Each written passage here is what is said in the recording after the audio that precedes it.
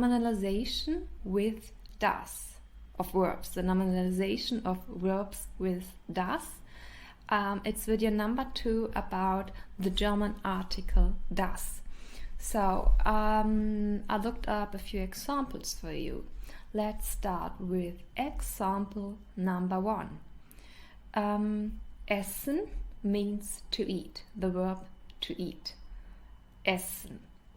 And if I say das Essen using the neutral article, it means the food.